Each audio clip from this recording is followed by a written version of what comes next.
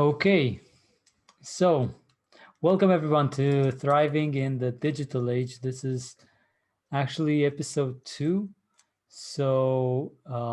Today we're going to talk about the invisible work that actually plagues organizations, scaling our productivity, and is making everyone unhappy about the way things are done within big enterprises. So today, we're gonna just um, do a, let's say, an intro on how we go into organizations and what we look for when we're talking about this topic of invisible work. Myself, I'm an enterprise agile coach. Nader, my co-presenter here, um, is a business agility consultant. So what we do is we basically work with organizations, and we make sure that they are delivering fast, agile, and they are happy. And the cat tail that you just saw is my cat Blackie, and he apparently wants to be part of this webinar. And I say, why not? Nader, do you want to say one or two words? No, just to say hello, welcome. I'm Nader Talai, and let's carry on. Thank you, Ovidia. Okay, so just a brief review of where we are in this webinar series. So last time in April, we talked about project overruns. It was really interesting.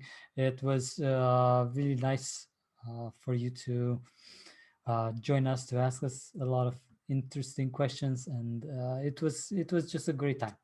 Today we will look at what is what helps us making the invisible, what helps us to see things that are, let's say, maybe lacking to a lot of people, and bring them up, bring transparency to them, and make sure that we can understand what's happening everywhere in our organization, and see how we can improve our productivity and improve our output and our outcome. And in June, we will uh, deep dive into, okay, what are the causes for slowing the organization, and what are the things that we're going to be able to do to make our organizations faster.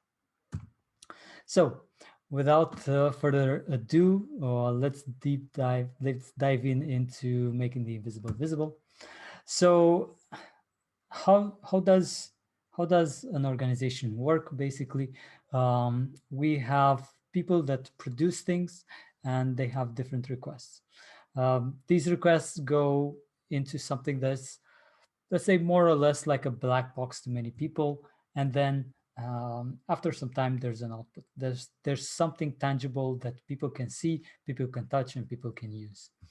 Now, the idea that software development is easy is not necessarily true, because the problem with software development is that usually inventory is not showing up. It's nowhere in the factory floor. It's nowhere in the development offices. We can not really see what's happening there. So there are many things that we look into um, as issues when we talk about software development. For example, dependencies are one of the big problems. Um, Working with items that are old. Sometimes we work with some organizations that have things that they've put into their backlog or into their to-do list 3 years ago, 2 3 years ago. So it's really hard for people to organize given these types of conditions. Now, what we're going to do here is look at how SAFe recommends to help organizations, and how can we make this work that we don't see as tangible. How can we surface it, and how can we make sure that we know what's happening? Now, before we actually start with the webinar, we would like to do our best to define the problem. So what we looked at were a couple of generators, actually 6 of them, and we would like to start with the first one, which we identified as lack of alignment at team level. So what happens in teams is a very simple thing. Basically, when we work with different teams, we find out that roles and responsibilities are often not clear, that people, based on what's happening there in the team, have different goals. For example, the product owner wants the product to be delivered, but the software developer wants their piece of the code to be amazing, to be a real masterpiece. So we have conflicting priorities for different individuals. And also, we want to emphasize that usually we also have a mindset in some of the people and some of the teams of a lack of individual responsibility. So it's the "I just want to do my job" syndrome. Hopefully, you've met some of these people in organizations. They don't mean well, but usually it's something that happens.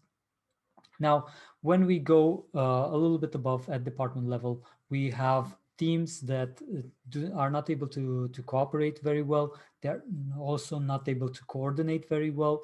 So basically, we have this throwing work over the wall. So it's not our responsibility. It's the other team's responsibility. And the idea is that when we're looking at bigger initiatives, when we're looking at cross team movements or cross team efforts, basically these types of mindset and this type of lack of alignment, what are we supposed to do when team A is supposed to serve us, causes project overruns. It's not the only factor, but it's one of the huge factors. So what we see here is the "we just want to be left alone and perform" syndrome.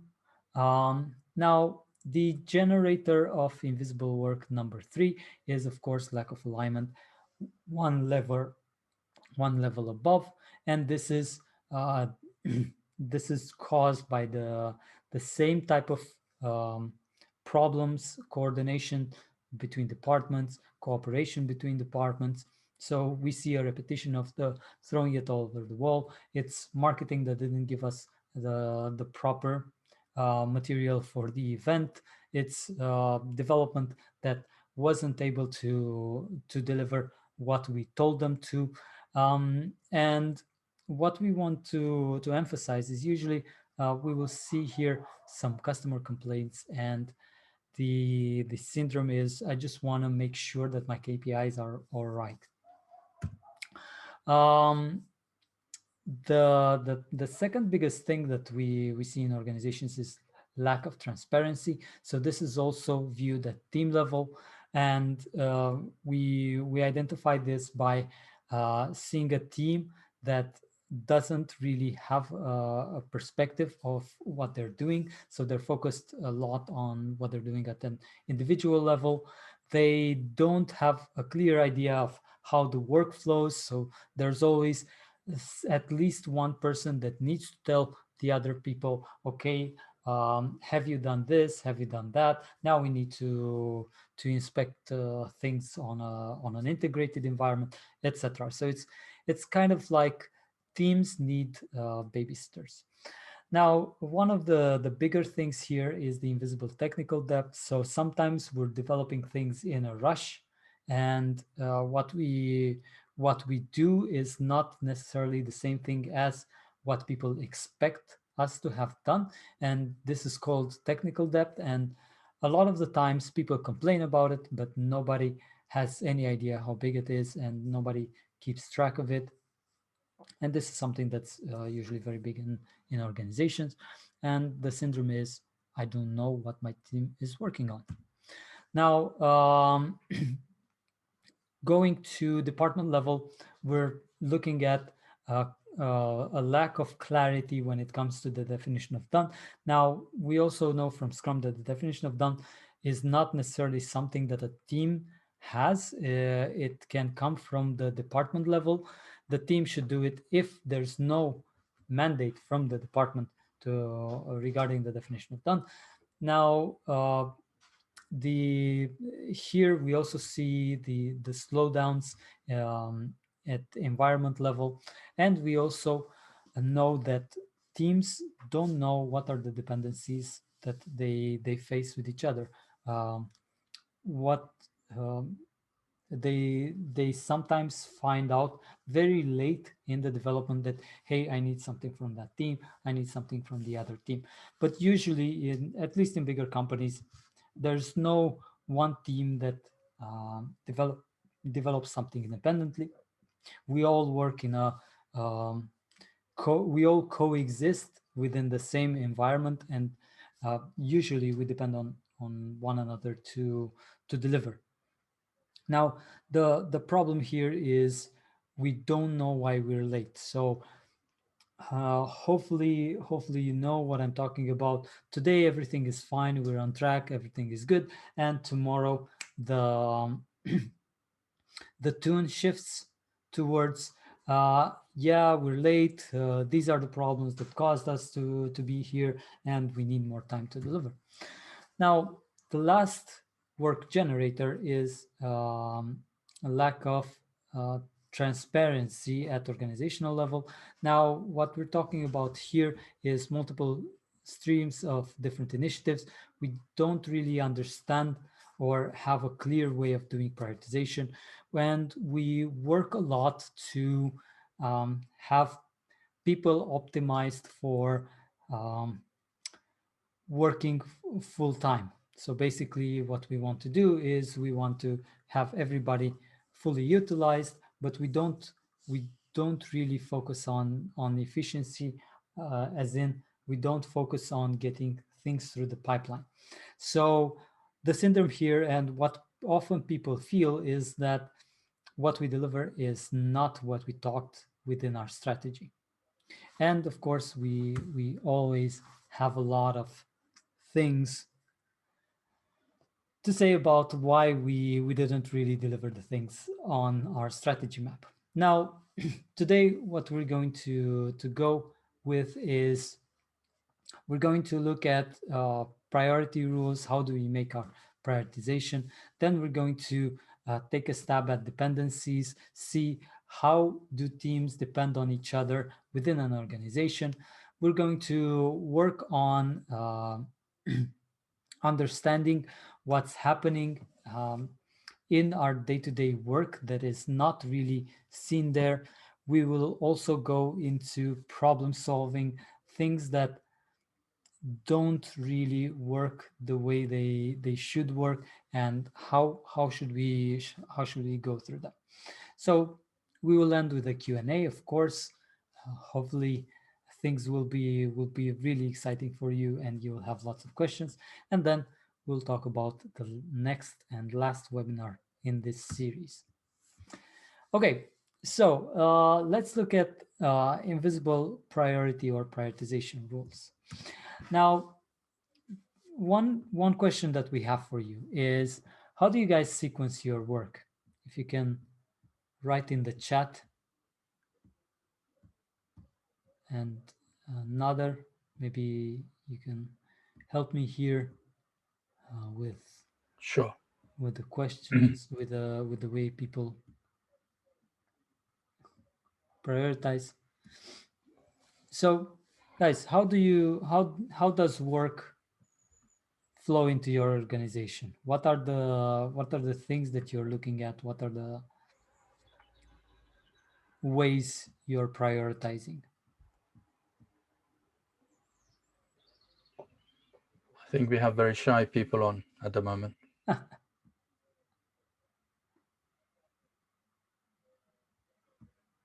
That's nice.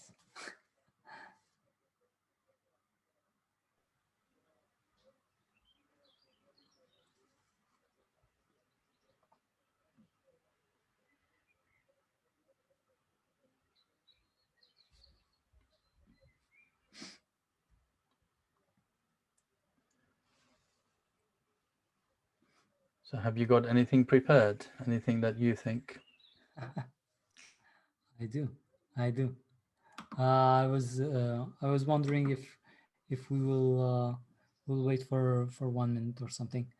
Sure. Yeah. So guys, how do you know what to start with? What is uh, what is the way that items flow into your organization?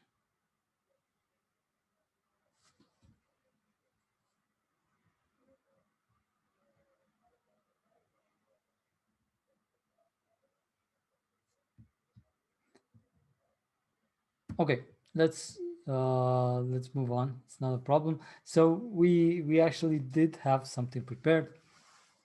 So one of the few ways of doing this, when we ask organizations, okay, how do you sequence your work? How do you make sure you know what you should be working on? One of the most common replies and the most common patterns for prioritization is the HIPPO pattern. For those that don't know what HIPPO stands for, it's highest paid person in the organization. So the highest paid person in the organization decides what we should do. We also have the shoulder tap type of prioritization. So this is when someone comes uh, and asks you, I wanted to ask you about something, and maybe you can help. Do you know when this is going to be done? And of course, one of the favorites is the squeaky wheel or the loudest person in the group. So basically, the one that shouts the most gets the priority. And it's not very often, but it should be ideal. We would prioritize based on return on investment. Now, the real question in the organization, and hopefully this is a healthy organization where a lot of good ideas come from the business, come from development, come from anywhere, come from customers, come from the different partners. So everybody's contributing, everybody wants to make things better, but we do have limited resources. So the big question for us and for organizations is, okay, how do we choose the way we will start working on things? This is where SAFE comes in, and the first principle of SAFE is actually take an economic view. So understand how things are from an economic standpoint and do your prioritization um, based on this. So how does this work? How does this alignment work? How is it done? Basically, what you have uh, the strategy goals, right? So what you want to do is you want to create a new product, or you want to create new product lines. You want to make sure that we get to more customers. So we want to increase our sales. We want to make sure that we drop the cost. So these all are objectives within the strategy. Ideally, our organization would translate them into tangible things that we can definitely work on, that we can measure. And these would become initiatives and work items if needed. And basically, the idea is that if we launch, for example, a new product, we have a hypothesis, and this hypothesis should be tested in real life before we make a huge investment on it. And the way SAFE thinks about this is, first of all, think about the epic, think about the big goal, but try to make sure that you split it. You make something that is a testable um, item within the market, and then we can discuss further investment. Um, so basically, this turns into a feature, and then the feature breaks down into smaller items. So here's just an example of how we go about creating creating features, right? So we start with the key result. What we want is to have key merchants that understand the way we're doing business. So what we want to do is to make sure that we market this to our to the people that we want to have hosting our stuff, our products. And then we do a couple of bigger ideas, the events. We do a couple of campaigns, and afterwards we basically go into, okay, what are we going to implement, right? So basically this is kind of a split of how we would take a key result from an actual um, clear identifiable result, right? So the outreach channels that we have for our initiatives are very clear, and we have started with them, we have worked on them, and they are there. Now, this is kind of the way we do this. Now, the reason why most organizations fail is actually they don't have a clear idea of how to prioritize between these different features, right? Because every goal might have one, two, three, up to five features that it can be split in. So the recommendation from SAFe is to do something that is called weighted shortest job first. Now, how does this play in? First of all, we have a very important element, which is called the cost of delay. So basically, the way we think about cost of delay is, okay, if we do a feature in 1 month, how much value would we have lost within this time? So what we look at is two parameters. Is, okay, what would be the value if we would do it on this date, or what would be the value if we would delay the feature to a different date? So basically, if we look at the planned value, we would have a value axis, right? So we start working on it, we get a lot of value, until at one point we decide that the investment is no longer worth it, so we don't invest into the feature anymore, and then the value becomes flat, right? So we deliver kind of the same amount of value to the market. Now, what we do here is we compare this value that comes to us with the value if we would be releasing to a certain date, with the value that comes to us if we were to delay it. And basically, these two give us an idea of what would be the difference between these two dates. So basically, if we have a feature that is supposed to bring us 15,000 euros per day, for example, what would be the cost of delaying this feature for a month? Basically, the answer is very simple. It's 30 times 15, so basically 450,000 euros. This would be the cost of delay for this feature. This is, of course, a very easy example, but nevertheless, you get the idea. So basically, this is kind of it. It's the whole amount that we could have gotten, but we didn't get. So this is the basically uh, the two axis of cost of delay, right? So we have how long is the delay, and how big is the value that could come from this feature. Now, of course, we shouldn't really kid ourselves. No feature is equal to another. So we have some features that go for 2 weeks. We have some features that go for 3 months. So we should also take that into consideration. And basically, this is how we get the ROI type of weight.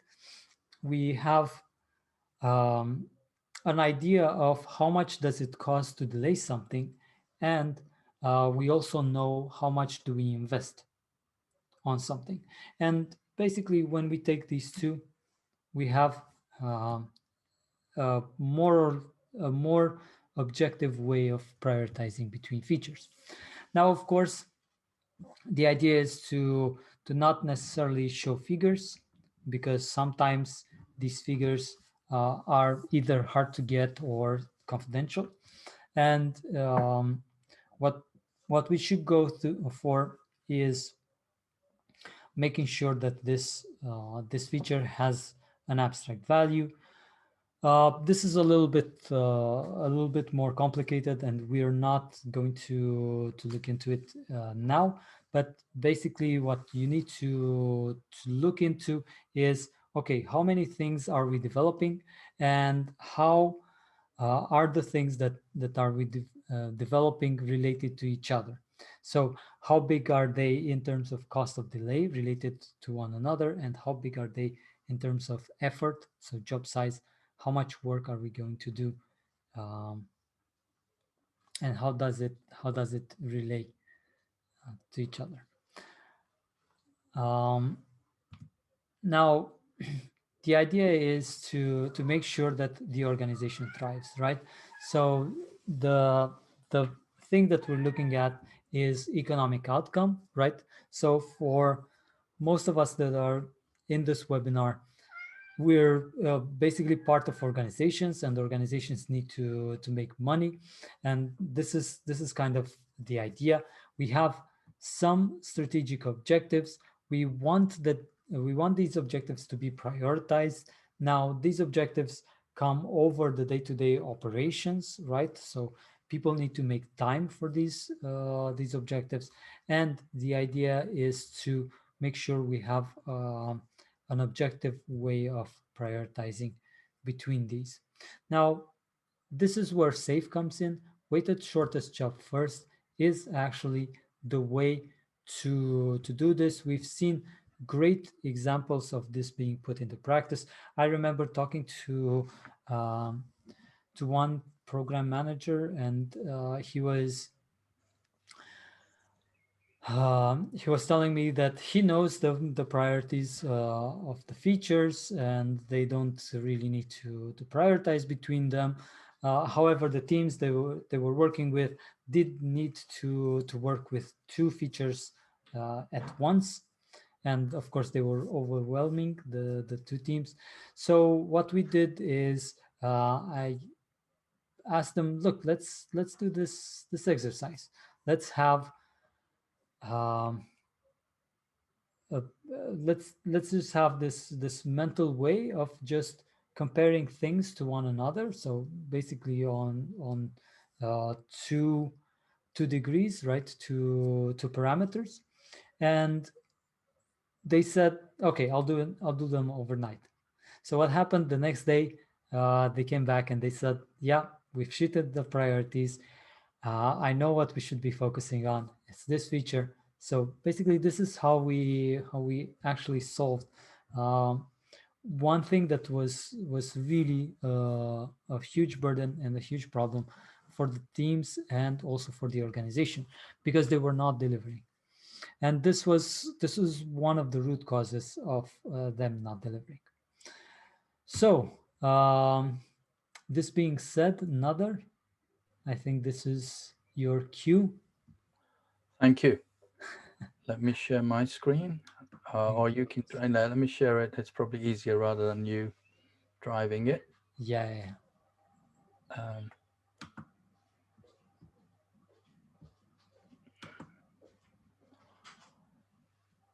okay. The usual issue to try and see where.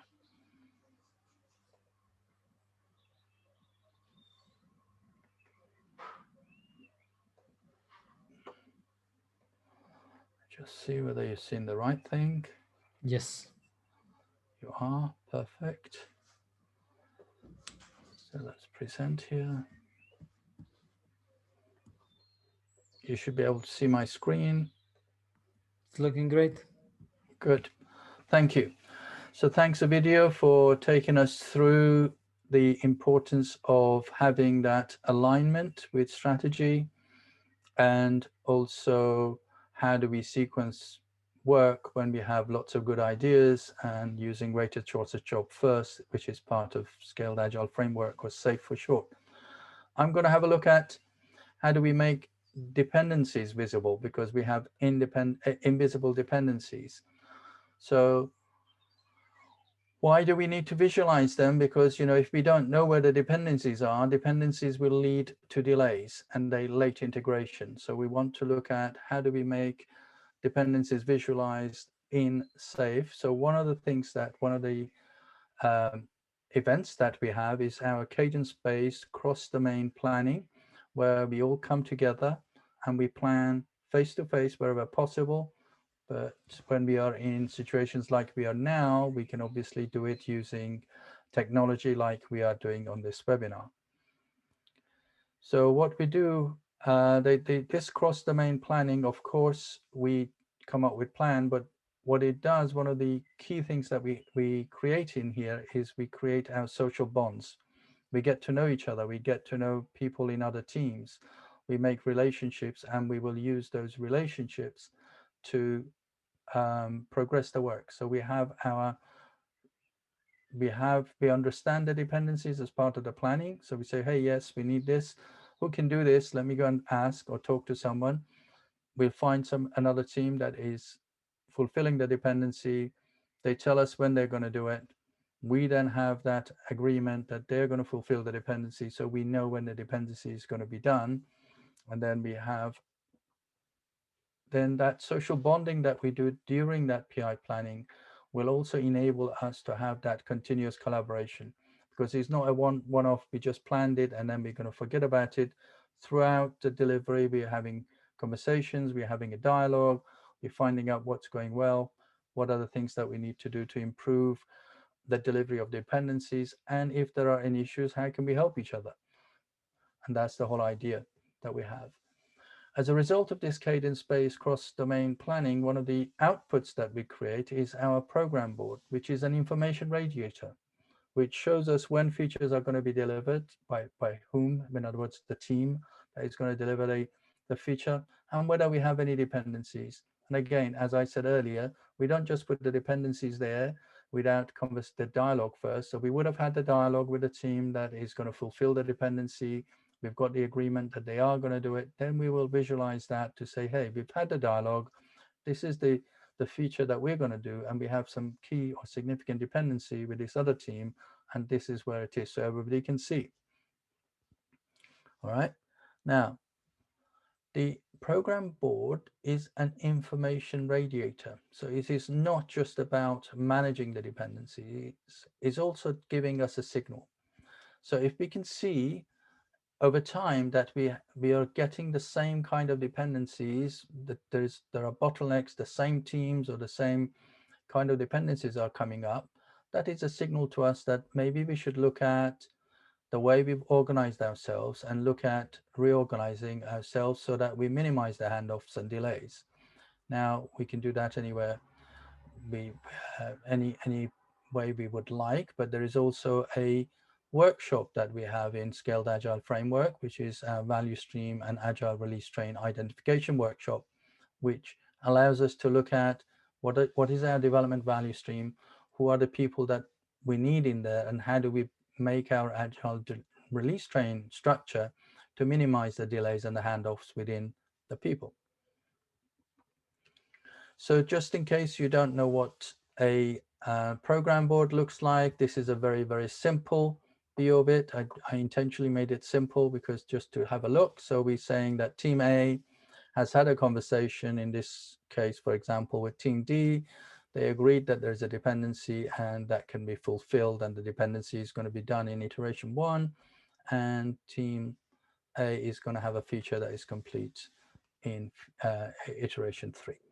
So that's a kind of conversation we have, then we visualize it. And again, as I mentioned earlier, if you see this kind of pattern in more than one PI, then you need to start acting on it to say what is going on. How come we have this situation that it looks like everybody is dependent on this team D? Now, that may be by design or maybe accidental. So having this visual information radiator enables us to act on that. What you see here is a picture of people doing the PI planning, which is that cadence-based, cross-domain group of people getting together and planning together. So this is what I mentioned earlier. It is not about just managing the dependencies. We need to act on dependencies as well. So if we see that this pattern that we saw just here repeats regularly, we have to start to think about, is there a better way, a different way to organize ourselves? It may be that this is a specialist team, Team D is a specialist team that is providing specialist services, and that's the only way we can organize ourselves. But there might be alternatives. So let's explore them before we just accept what is there, okay? So what these two elements that we looked at, the cross-domain cadence-based planning and applying cross-domain planning, is principle number 7 of Scaled Agile Framework. And then principle number 10 is the organizing and reorganizing around value. So we're just touching on some of these things at a very high level. Making invisible work, so the invisible work in progress. So one of the challenges that we have with pretty much every organization, and even as ourselves as individuals, it's very difficult to know how many things we have in progress or what things have we said yes to. When a request comes in, say, can you do this? We say yes, we can only remember 1 or 2 things that we think we are doing, but we forget a few things. So one thing we want to do, and in particular in knowledge work and software development, the work that we are working on is invisible. We cannot see what a person is working on. If you go to a coffee shop, yes, it's obvious, you know, whether you are serving or not serving, you're on the phone chatting to a friend. But in a software development environment, it's difficult to know and to see. So we want to go and sort of make that visible. One of the tools that we have at our disposal is a Kanban system. So Kanban systems make work visible. They make the workflow, in other words, the sequence of key steps, knowledge discovery steps that we need to do in order to get a story, let's say, or a request, and convert it into working software. So we need to know what those workflow steps are. They also make visible where the work is within that journey. Where is it within those sequence of steps?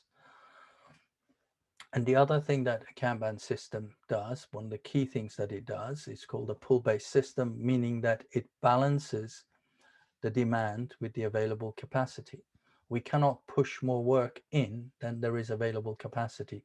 Work is actually pulled in when we have capacity to do it.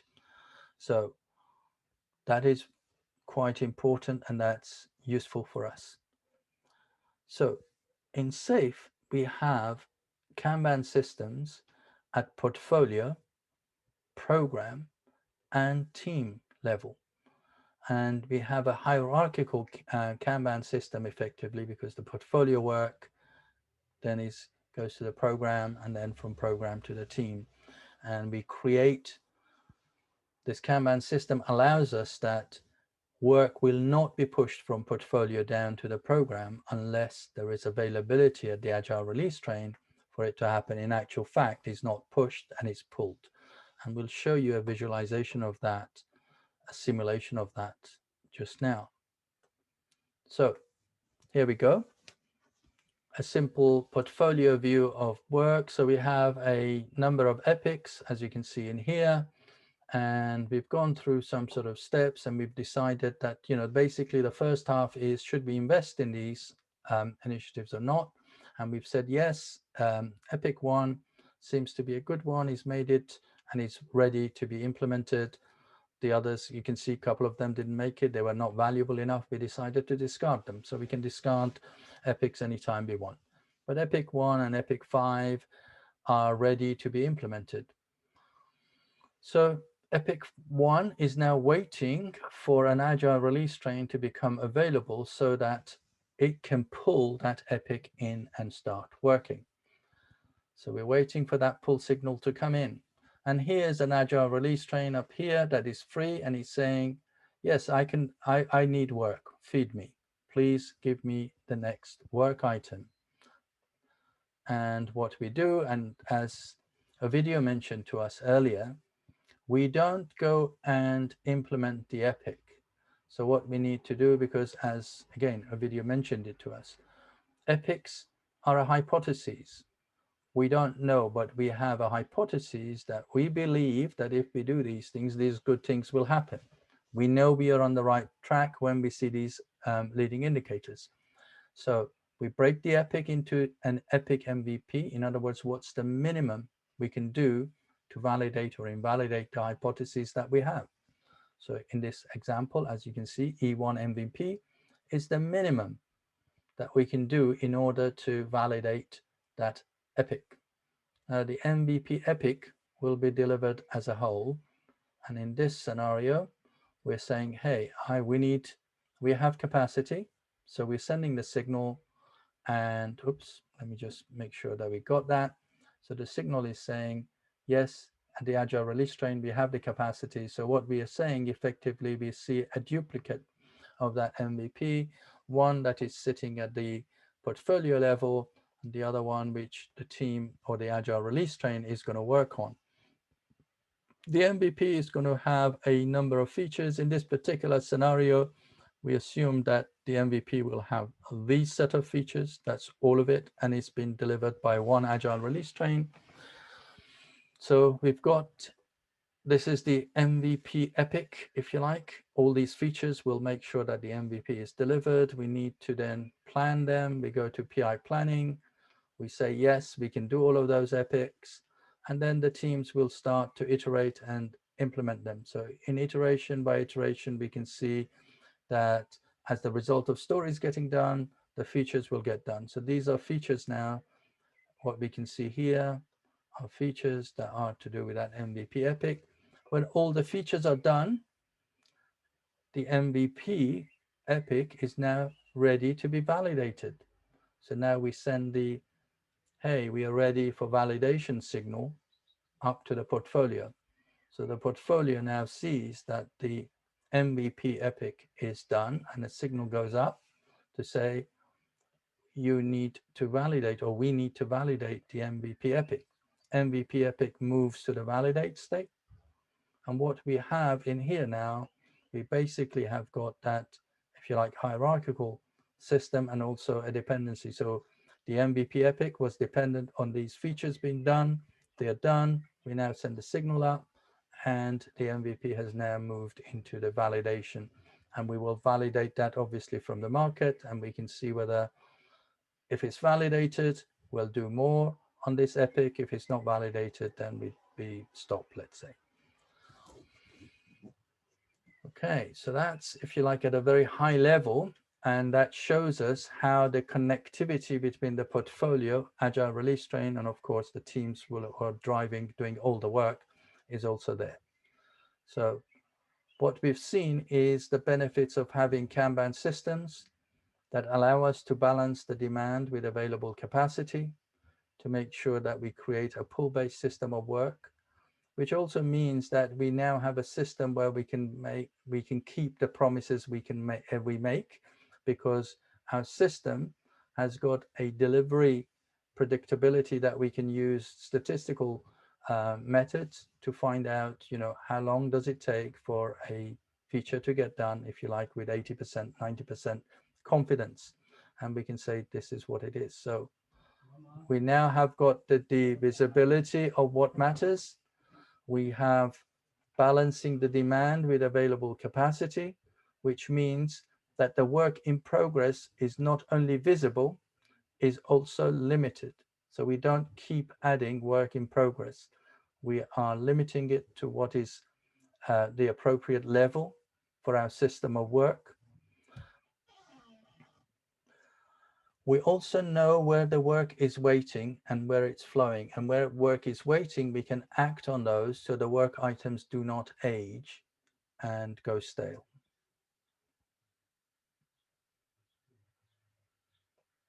Pause for a second there, just in case there are any questions before we go on to the next section. If there are any questions, feel free to put them in the chat. Otherwise, we'll go to the next section.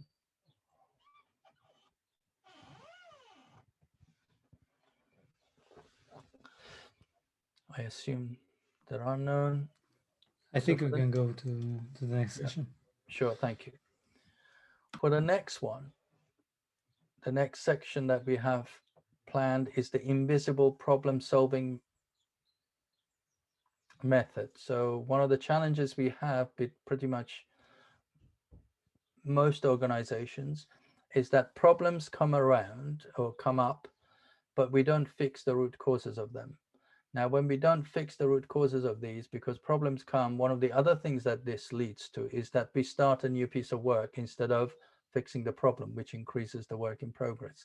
So what we want to do is to have a systematic and a formal way to address problems that arise so that we can address the root causes, fix them once and for all, and then, improve the end-to-end flow, reduce the delays, improve the delivery to our customers, and also for us to be happier to say this problem is fixed and we're not seeing it again. Of course, there would be another type of problem that arises, but we fixed this one. What I want to do at this stage, or what we want to do at this stage, is to actually have an interactive session, which is we're going to do an interactive problem solving together. Now, this will be interesting to see how we can do this. Can everybody see my screen? The Miro board? I hope we can. Yeah, it's good. So I don't know, today everybody seems to be very shy and silent, so I'm not sure how this will work, but let's see. So let's say the problem we're trying to solve is that our software has got bugs or defects. It's defective software. So if you can put in the chat, what are the reasons that you think, or what are the causes of this issue? That would be great, because I can type them in here as for you. Does anybody put anything in the chat?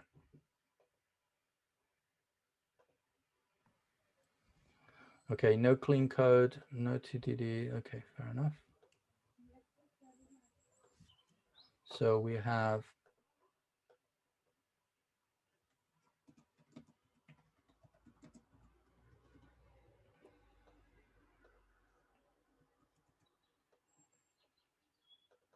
no clean code, no test-driven development, and you can read them out for me if you want a video, if you see anything. Yeah, sure. So I also see no code review, and I also see bad QA. So what is a bad QA? Okay. That's a very interesting question. Okay. So I can see this is going to be interesting. So what we will do then, there are two ways you can do this. You can come up with all the possible, whatever root causes that you can come up with in a brainstorming session. Then you can affinity group these. So you could say no clean code, no TDD, and possibly no code reviews. We could group them together and say this is about our development practice, whatever you want, the method or the practice of development. And you can say this one, we need to understand what you mean by that. That could be a policy or whatever we have. So we can come up with that. And then we can then go and we use a 5 why technique to sort of pop, if you like, for each one of these to say, okay, why do we not have a clean code? And then you will tell me why. And then we ask why again and why again. Then we get to the root cause of that. So let's try that. So why do we not have any clean code?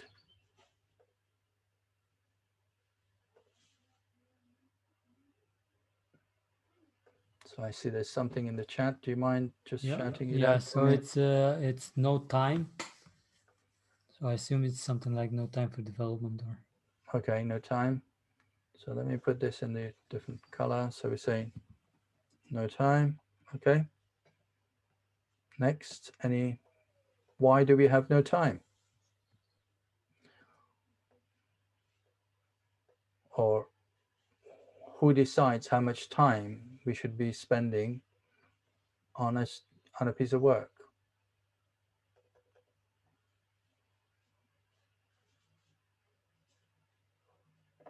So it's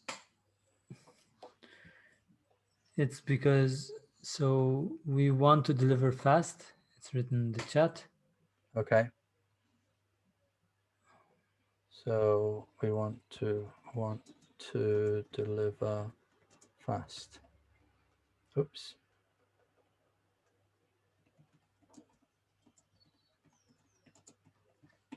Okay. And why delivering fast means that we don't have to do it clean.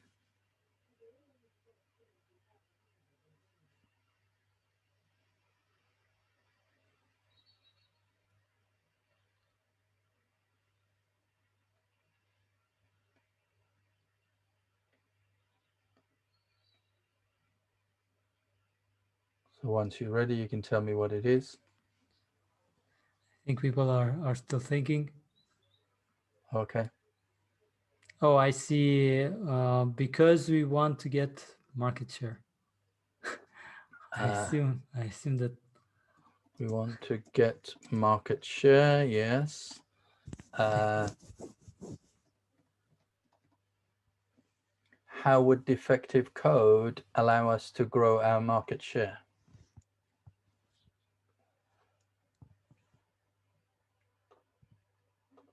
So, see, it could end up to say,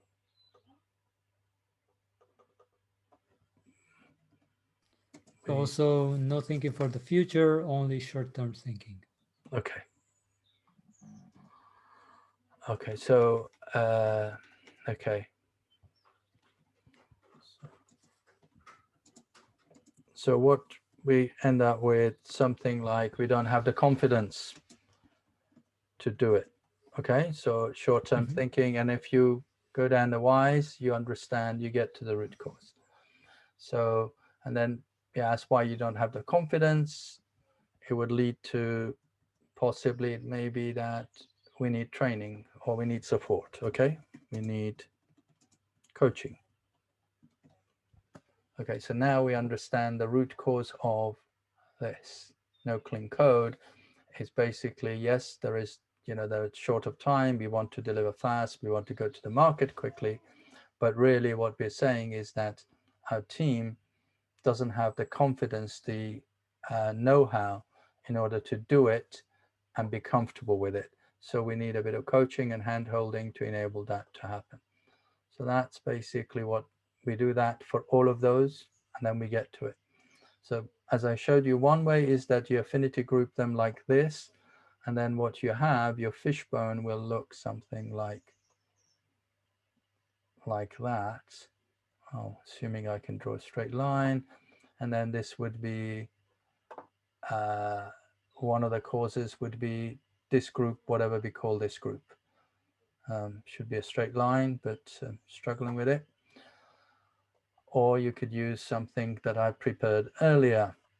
So this is what I prepared earlier. So you start with a problem, and then you can say typically things are to do with people, methods, tools, policy, or environment. and then you go defective software. So this is what I put in there before this session. We have lack of automation framework. CI builds do not warn when there is a problem. And then you can ask the 5 whys on them to say, okay, why do we not have an automation framework? And then same as what we did just now, you get to the root cause of that. So this is a way of doing it. So in other words, one way is that you already predefined these. The other way is that we just did, as we did now, you cluster these together and you come up with your, if you like, the spines of your fishbone.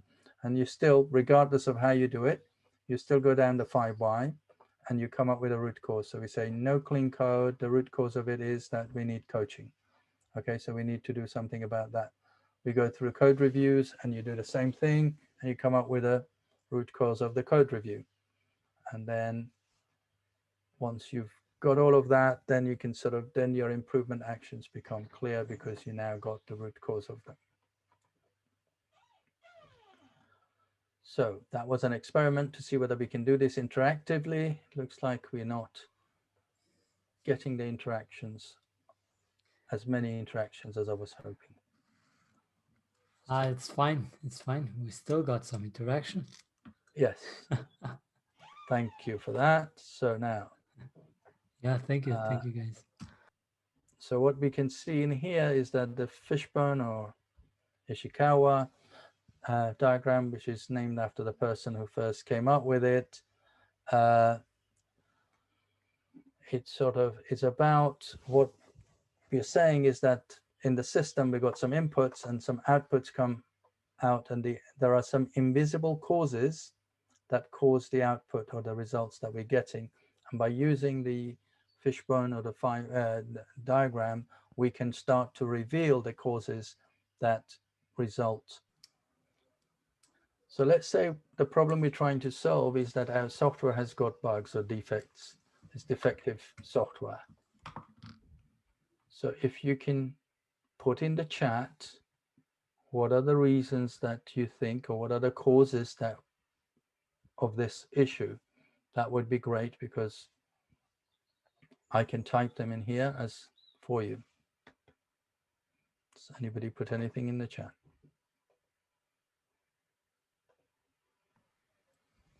Okay, no clean code, no TDD. Okay, fair enough. So we have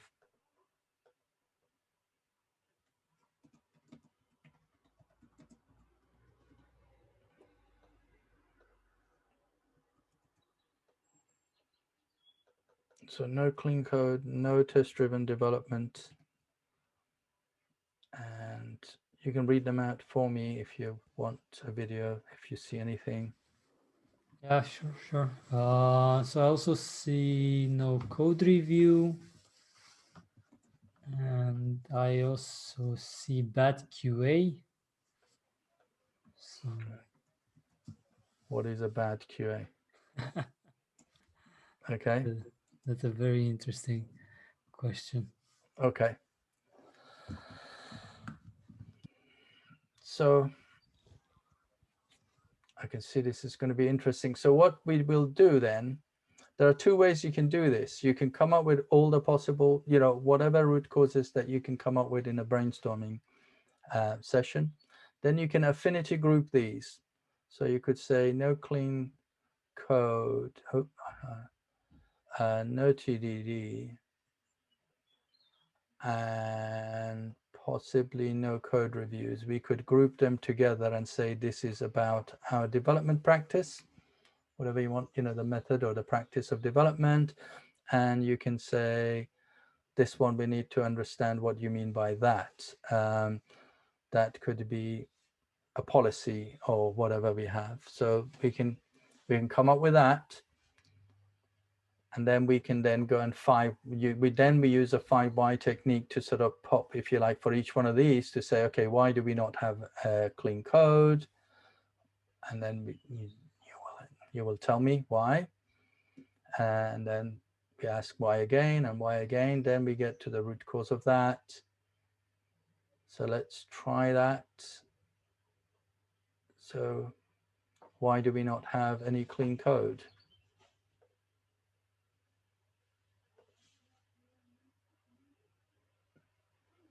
So I see there's something in the chat. Do you mind just shouting it out? So it's no time.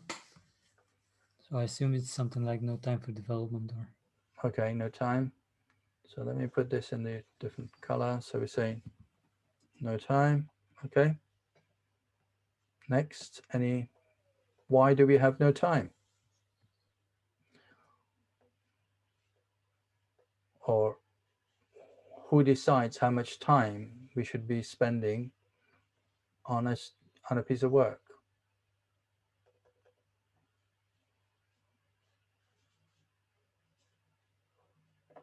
So it's because we want to deliver fast. It's written in the chat. Okay. So we want to deliver fast. Oops.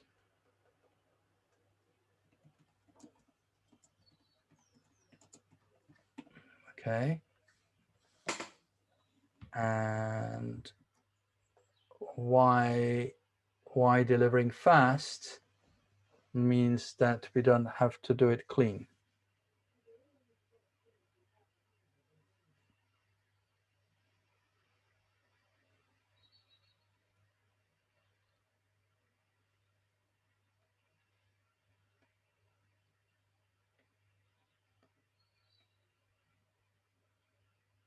So once you're ready, you can tell me what it is. I think people are still thinking. Okay. Oh, I see. Because we want to get market share. I assume that we want to get market share. Yes. How would defective code allow us to grow our market share?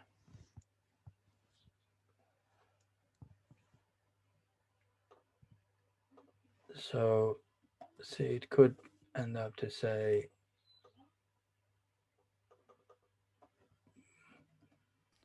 also no thinking for the future, only short-term thinking. Okay. Okay, so, okay. So what we end up with something like we don't have the confidence to do it. Okay, so short-term thinking, and if you go down the whys, you understand, you get to the root cause. So, and then you ask why you don't have the confidence. It would lead to possibly maybe that we need training or we need support. Okay, we need coaching. Okay, so now we understand the root cause of this. No clean code is basically, yes, there is, they're short of time. We want to deliver fast. We want to go to the market quickly. But really what we're saying is that our team doesn't have the confidence, the know-how in order to do it and be comfortable with it. So we need a bit of coaching and hand-holding to enable that to happen. So that's basically what we do, that for all of those, and then we get to it. So as I showed you, one way is that you affinity group them like this, and then what you have, your fishbone will look something like that. Oh, assuming I can draw a straight line. And then this would be, one of the causes would be this group, whatever we call this group. Should be a straight line, but struggling with it. Or you could use something that I prepared earlier. So this is what I prepared earlier. So you start with a problem, and then you can say typically things are to do with people, methods, tools, policy, or environment. And then you go defective software. So this is what I put in there before this session. We have lack of automation framework. CI builds do not warn when there is a problem. And then you can ask the 5 whys on them to say, okay, why do we not have an automation framework? And then same as what we did just now, you get to the root cause of that. So this is a way of doing it. So in other words, one way is that you already predefined these. The other way is that we just did, as we did now, you cluster these together and you come up with your, if you like, the spines of your fishbone. And you still, regardless of how you do it, you still go down the 5Y and you come up with a root cause. So we say no clean code. The root cause of it is that we need coaching. Okay, so we need to do something about that. We go through code reviews and you do the same thing and you come up with a root cause of the code review. And then once you've got all of that, then you can sort of, then your improvement actions become clear because you now got the root cause of them. So that was an experiment to see whether we can do this interactively. Looks like we're not getting the interactions, as many interactions as I was hoping. It's fine. It's fine. We still got some interaction. Yes. Thank you for that. So now. Yeah, thank you. Thank you, guys. So what we can see in here is that the fishbone or Ishikawa diagram, which is named after the person who first came up with it, it's about what we're saying is that in the system, we've got some inputs and some outputs come out, and there are some invisible causes that cause the output or the results that we're getting. And by using the fishbone or the diagram, we can start to reveal the causes that result in the outputs that we're observing. Okay. And just to sort of add that within SAFe, we have an inspect and adapt workshop, which has got 3 parts. And the final part of that, we use formal problem solving method to address the system-wide issues that are impacting our teams of teams, the Agile release train. And we will use the Ishikawa, the 5Y, a little bit more formal than this. I mean, a little bit more details than what we covered here, but that's what we do to reveal the root causes. Then we come up with an improvement action. We take the improvement action into our next program increment, and we make sure that we address the root cause and we improve the system of work. So what I will do now is, so of course, if you want to get in touch with us, feel free to do so. Our contact details are here. And all that is left from me and a video is to thank you for your time. Thank you for being with us and staying for the whole session. Thank you guys for being here. Have an excellent evening ahead, and seeing it in the next webinar.